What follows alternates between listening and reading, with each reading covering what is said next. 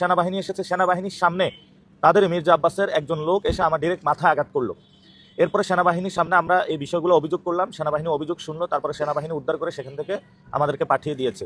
তো আমাদের ঝুঁকিপূর্ণ যে কেন্দ্র আছে দুইটা, রেলওয়ে কলোনি উচ্চ বিদ্যালয়, মির্জা আব্বাস কলেজ, সেখানে হলো ভোট ডাকাতির মহা উৎসব চলছে এবং তারা আমাদের উপরে গায়ে পড়ে মারামারি করে তারপরে হলো ঢাকা আর্টে ভোট বানচাল করতে চাচ্ছে। এবং মির্জা আব্বাস যদি হারার ভয়ে থাকেন, আমি আপনাকে বলবো খেলায় থাকুন, ভোট বানচাল করবেন না। অনেকগুলো মানুষ কষ্ট করে জীবন দিয়েছে গণতন্ত্র রক্ষার জন্য। যেই দলটা বলে খালেদা জিয়া গণতন্ত্রের জন্য জীবন দিয়ে গেছেন, ওই দলের স্ট্যান্ডিং একটা কমিটি গণতন্ত্রকে এখানে ধ্বংস করার খেলায় হলো মেতে উঠেছেন। এখন আমরা বলেছি যে আমাদের উপর আঘাত করলো, আমরা পাল্টা আঘাত বেশি জায়গায় করব না, কিন্তু আমরা সেখানে পাল্টা আঘাত করেছি। আমরা বলেছি যে আমাদের যদি মারতে আসেন এবার কিন্তু মাইরও খাইবেন।